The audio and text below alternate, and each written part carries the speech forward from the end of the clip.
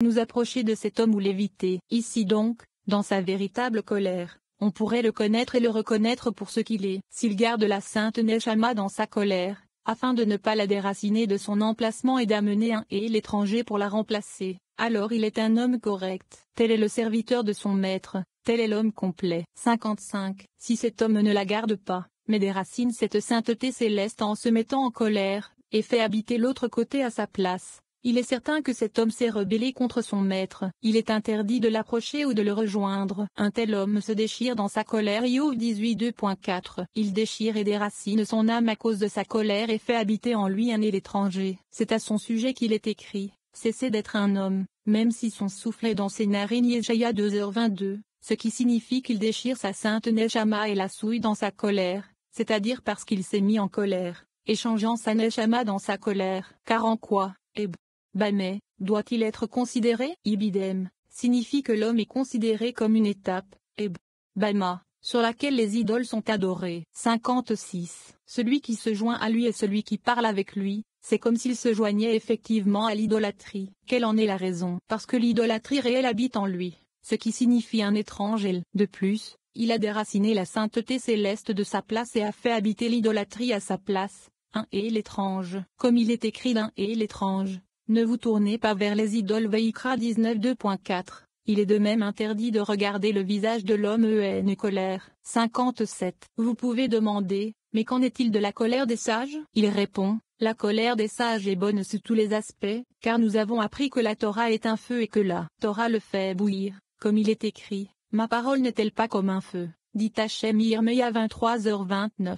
La colère des sages est dans les mots de la Torah. La colère des sages est de rendre honneur à la Torah. Et tout cela est au service d'Hachem. C'est pourquoi il est dit, Hachem, ton Elohim, est un feu dévorant. Et le jaloux de Varim 4h24. 58. Mais si la colère porte sur d'autres sujets, et non sur des mots de la Torah, alors ce n'est pas le service de saint, béni soit-il. De tous les péchés qu'une personne commet, aucun n'est une véritable adoration d'idiote comme celui qui est haine colère. Il est interdit de s'approcher de lui. Si vous dites qu'il n'a transgressé que temporairement et qu'il est devenu furieux, mais qu'il s'est ensuite repenti, il n'en est rien, puisqu'une fois qu'il a déraciné la sainteté de son âme de lui-même et de son lieu et que cet étranger s'est approprié ce lieu, il s'y renforce et ne le quitte pas.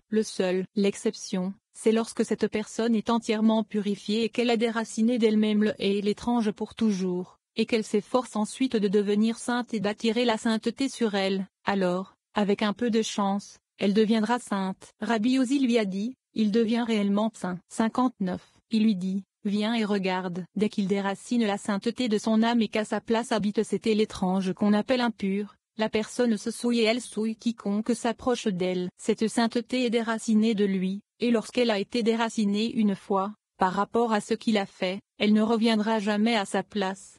60. Il lui dit, il y a pourtant beaucoup de gens souillés qui sont purifiés. Il lui dit, les autres impuretés sont différentes, car elles ne peuvent pas faire plus que de le souiller à l'extérieur, mais celui qui se met en colère est différent de tous, car tout son corps se souille à l'intérieur et à l'extérieur, et il contamine l'âme et tout le reste. Les autres impuretés du monde ne souillent le corps que de l'extérieur. C'est pourquoi il est écrit, cessez de vous approcher de l'homme, même si son souffle est dans ses narines, ou colère, ce qui signifie qu'il a échangé la sainteté de son maître contre sa colère. Une telle impureté souille tout, car en quoi, Bameh, doit-il être considéré? Il est certainement considéré comme un autel, Bama, pour le culte des idoles.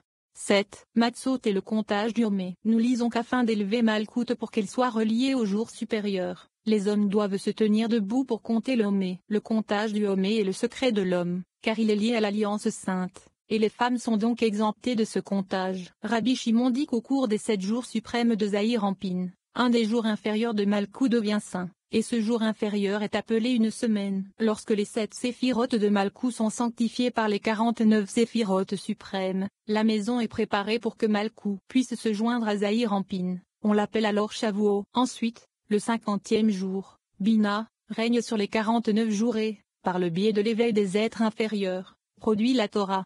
61. Viens et regarde, cette colère est l'idolâtrie, l'autre côté, comme nous l'avons dit. Ainsi, une personne doit s'en prémunir et s'en séparer. C'est pourquoi il est écrit, tu ne te feras pas d'Élohim fondu. Shemot 34:2.17. Te faire signifie que tu ne dois pas te faire du mal. Et juste après, il est écrit, tu garderas la fête des pains sans levain et bidem 18. Garder fait référence au côté de la sainteté qu'une personne doit garder et ne pas l'échanger pour l'autre côté. S'il l'échange pour l'autre côté, il se souille et souille quiconque s'approche de lui. 62. Il s'agit d'un lieu appelé Shmor. Observez, faites attention à, garder, nommer, Malkout qui s'appelle Shmor, c'est pourquoi il est écrit, vous observerez la fête des Matzot, vous mangerez des Matzot pendant 7 jours. Comme je vous l'ai ordonné. Shemot 34 2.18. Ces 7 jours de la fête de Matzot ne sont pas comme les 7 jours de Sukkot, fête des cabanes, car ceux de Sukkot sont suprêmes, à savoir les 7 séphiroth Jded, Gvura,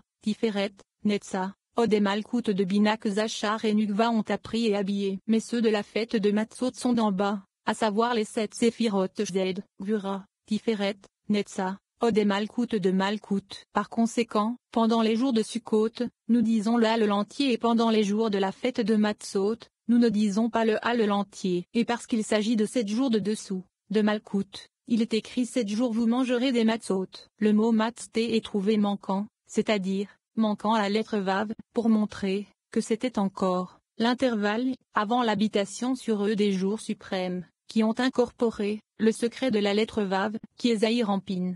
63. Si vous demandez, si la signification secrète de la fête des pains sans levain a été sanctifiée, depuis la première nuit de Pesa, hommes et femmes ont été sanctifiés et on a reçu le mochin de Abba et Ima suprême, c'est-à-dire qu'ils sont devenus un garment pour eux. Pourquoi Malkout est-elle de nouveau descendue de sa place? N'avons-nous pas appris que l'on doit augmenter, élever, et non diminuer, abaisser, l'importance des choses saintes? Pourquoi est-elle descendue de Abba et Ima aux 7 jours inférieurs? 64. Venez et voyez, il est écrit, il fera l'expiation pour lui-même et pour sa maison. Vayikra 16 2.6. Pour enseigner que celui qui expie doit d'abord expier pour lui-même, et ensuite pour sa maison. De la même manière, cette catégorie, nommée Malkout, a commencé à être sanctifiée et à émerger dans la sainteté pendant la première nuit de Pesa, afin d'expier pour elle-même. Dès qu'elle a été sanctifiée, elle a dû expier pour sa famille et la sanctifier. Elle est donc descendue pour sanctifier sa maison. Comment sont-ils sanctifiés? C'est par l'intermédiaire d'Israël en bas. Une fois qu'ils ont été sanctifiés, ils doivent l'élever, car lorsque la maison de la reine, qui est Malkout,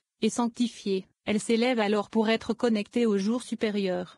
65. À cette fin, nous faisons un décompte, c'est-à-dire que nous comptons les ommets, debout sur nos jambes, car les jours que nous comptons sont des jours suprêmes, à savoir le séphiroth de Zahir Ampin, qui est mal. De la même manière, chaque fois qu'une personne entre dans les jours suprêmes de Zahir Ampin, que ce soit en prière ou en louange, cette personne doit se tenir sur ses jambes afin que les jambes et le corps y servent, dans Zahir Ampin, de manière égale. Les jambes et le corps doivent se tenir comme un homme qui se tient debout avec puissance, et non comme une femme qui a l'habitude de s'asseoir. De même, pour la louange du monde supérieur, il faut se tenir debout. 66. Puisque le compte de l'homme est le secret de l'homme, car nous tirons le séphiroth suprême de Zahir Ampin, les femmes sont exemptées de ce compte. Seuls les hommes sont obligés de compter, afin de lier chacun correctement. Ainsi, vous tous, les hommes, vous vous présenterez Shemot 23h17, car les hommes sont obligés de se présenter, mais pas les femmes. Cela est dû au fait que le secret de l'alliance se trouve dans l'homme,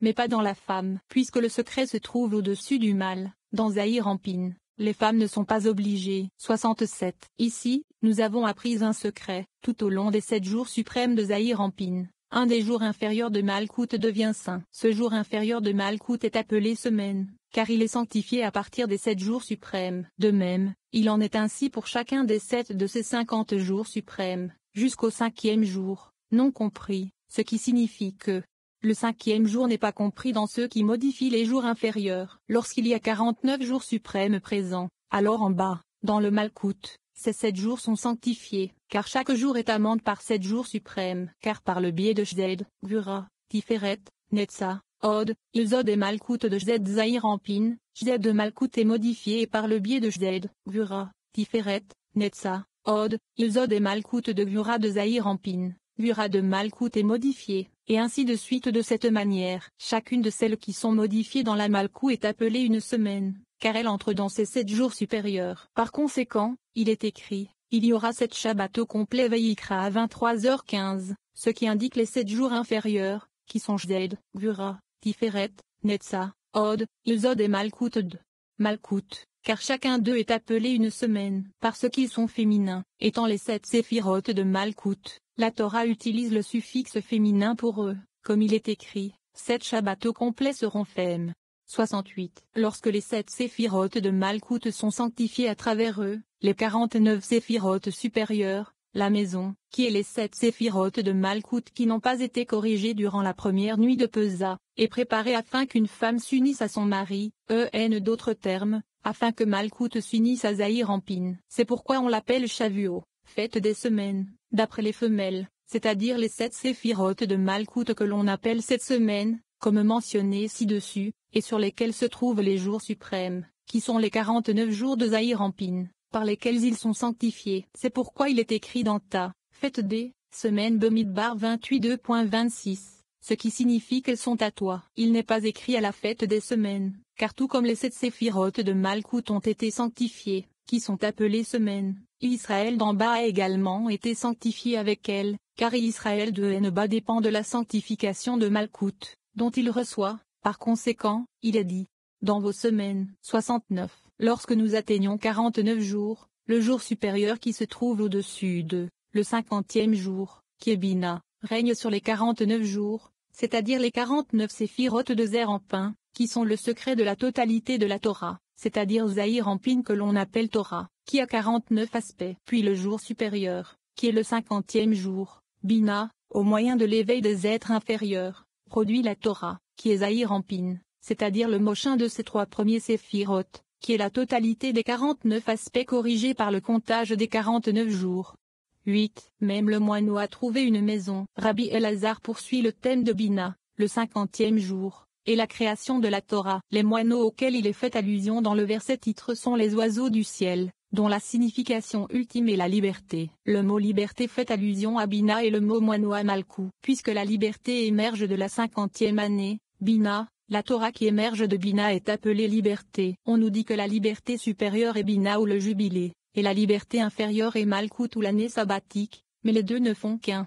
70. Le rabbin Elazar a ouvert la discussion en disant, même le moineau a trouvé une maison, et l'hirondelle, dror, un nid pour elle-même, où elle peut pondre ses petits. Vos hôtels. Tezillim 84 2.4. Même le moineau a trouvé une maison. Ce sont les oiseaux du ciel. Certains d'entre eux nichent à l'extérieur et d'autres dans une demeure, la loge d'un homme, comme l'hirondelle, dror, qui est un oiseau qui place son nid dans la maison de n'importe quel homme et n'a aucune crainte. Pourquoi? Parce que tout le monde l'appelle dror. Qu'est-ce que le dror? C'est la liberté, comme il est écrit, et proclamer la liberté. Dror, Vayikra 25, 10, dans sa traduction araméenne, la liberté. Telle est l'hirondelle, du jour où elle fait son nid dans la maison et où elle a des petits, elle vit, dar, dans la maison 50 jours, puis ils se séparent l'un de l'autre. C'est cet oiseau que l'on appelle le dror, qui signifie liberté, et que l'on appelle hirondelle, en référence à Bina et Malkout.